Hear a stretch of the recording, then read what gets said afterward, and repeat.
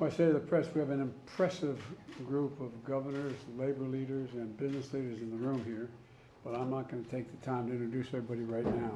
But let me just say that at the outset here that, cabinet members as well, that I think we're at a place where we've reached an exciting point where it seems like there's been a coalescence of the notion that, alternative energy makes sense, and wind is a gigantic piece of it. I was in Colorado, and I actually, I never thought I'd see a blade for a windmill that was 102 yards long. And you could literally pick up the end of it. It was, the technology is changing so incredibly.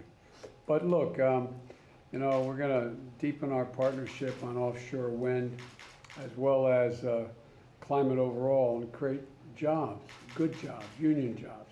And I apologize, I'm always talking about unions, but the reason I talk about it, not a joke, is because they're the single most qualified workers in the world.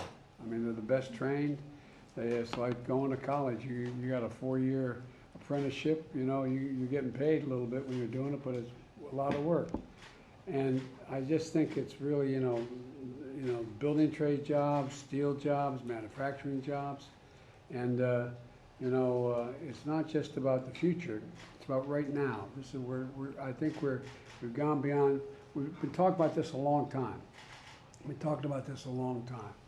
And as the last administration tried to block offshore wind because they thought it might cause cancer.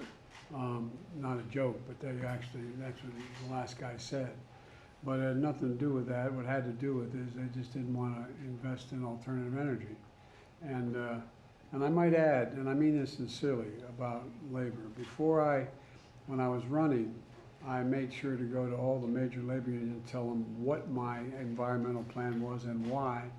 And when I think climate, when I think environment, I think jobs. And these are good paying jobs, and they're making a big, big difference. And my administration said bold targets to start with, 30 gigawatts by 2030, that's 10 million homes. 10 million homes offshore wind. Ports turned back into economic engines, being in a position where foundries and factories are up and running, again creating jobs, and a more resilient grid, harnessing technologies like battery storage. And by the way, I know you all know it, but I'm not sure everybody in the country knows it. The technology is changing so rapidly on battery technology. It's just astounding what I predicted you're going to see in the next 2 to 10 years. I mean, in terms of technological changes. And this is a real boost to our energy security. It really changes the creation of jobs, and it cuts consumer cost.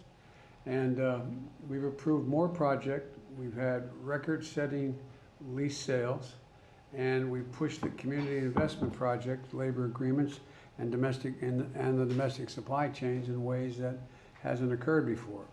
We've shown that we're both open for business, and has meant it's meant billions in private capital, like companies that are here around this table as well.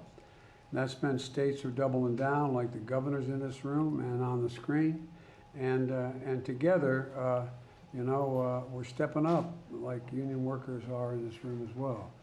And I don't think we could have had this meeting 4 years ago. Not because of previous, it's just so much has changed. There's business, labor, governors, all coming together in ways that we weren't before. And so I just think that it's meant workers and communities stepping up, and together we're about to build a better America. I really mean that. I think a better America. And I just wanted to stop by and thank everybody. And I might note what one of my staff members said earlier when I was earlier in the afternoon talking about this. And that is that we're in a position where, if you take where's the staff that has that printout of the size of these, you mind bringing it up to me? This I show everybody I can. You've all seen it. This table knows. We're talking about this is a rendering of the Empire State Building. This is the Eiffel Tower. This is the average onshore turbine, 460 feet. This is the tallest onshore turbine, 540 feet. This is the new GE Hell-8X 835-foot offshore wind project.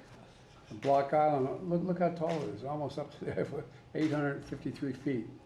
And there's a reason why this is important, as you all know, but I want the press to know, is that the wind that far out in the ocean is always blowing. It's not like it just every once in a while, like you wait on shore, where you have to deal with battery storage, storing technology, etc. It's always blowing. And it can produce as much energy as a coal mine, as much energy as an oil, wells. I mean, it's just, and it's clean, and it's real, and it's continuous. And so I just want to thank you all for all you're going to do, particularly the private companies who are stepping up here. And it's a big time. We're stepping up, and we're talking billions of dollars. We're not just talking a little bit of money. We're talking billions of dollars. And I think we're going to get a lot done. And I can't tell you the last time I've been this excited about something we're about to do, because I think we can change, literally begin to change the nature of how we generate generate energy, and the industry stepping up. And by the way, I'm going to get going too much because I'm a little excited about it. Mr. President, are you disappointed in the gun decision? Mr. President. Am I disappointed in the I will answer this one question. And I was just talking to the governor of New York about this. I am disappointed in the Supreme Court gun decision. There is one little bit of solace in the minority making up the majority opinion has laid out that it affects not every state. It affects only 40 states, a lot of states it affects. And the phrase that I found noticeable was, there's a difference between states that say may and say shall. If you have to say you shall give, you shall do A, B, C, they're the ones that are going to have problems. But most say may. I mean, may, and I got it reversed, may and shall. And so the gun laws in 40 of these states are still in place based on the decision. Not good enough, but it's, I think it's a bad decision. I think it's not reasoned accurately, but I'm disappointed. Does it